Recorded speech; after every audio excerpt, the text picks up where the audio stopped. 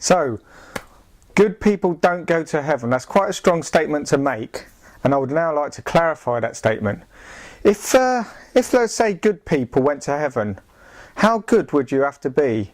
I mean, would you have to be as good as I am, which is not too difficult, or my man Bruce, would you have to be as good as him, which is even easier, or would you have to be as good as my wife, Kath, who's like, she's nearing perfection, but it's not quite there? Or would it be like Mother Teresa?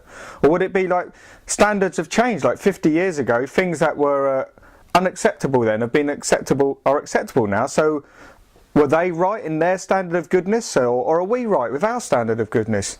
So what is truly good? And how good would you have to be to go to heaven? Where would you draw the line? And I think maybe it's not up to us to decide what goodness is, but it's actually up to God. And heaven is a perfect place.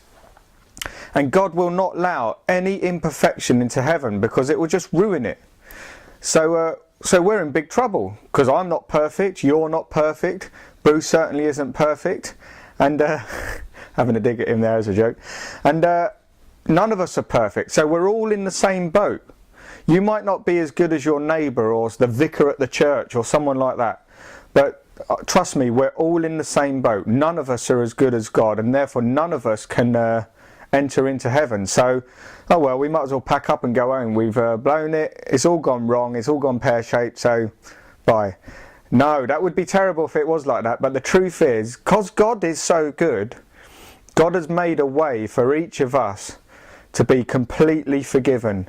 By God sending down his innocent son to pay the price for our guilt, we can go to heaven not because we're good enough, but because we've been forgiven in the areas in which we're not good enough.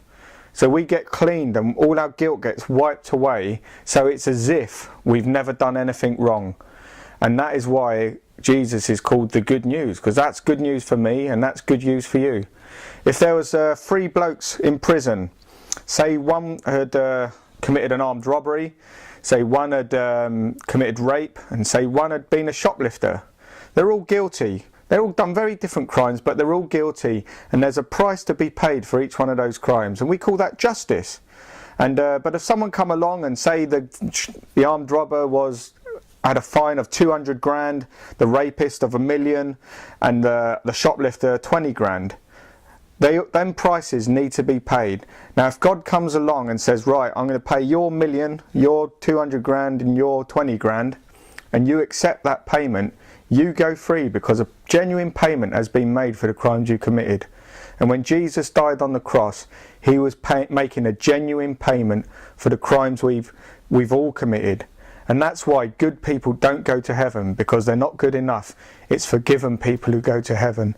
So I hope that you will come to know God's free gift of forgiveness because of the love he has for you, and you can go to heaven no matter what condition you're in. Even if you're like me or Bruce or someone else, man, we don't go to heaven because we're good enough, but we go because we've been forgiven. So I hope that's cleared up a bit of a misconception for you, and thanks for listening. Bye bye.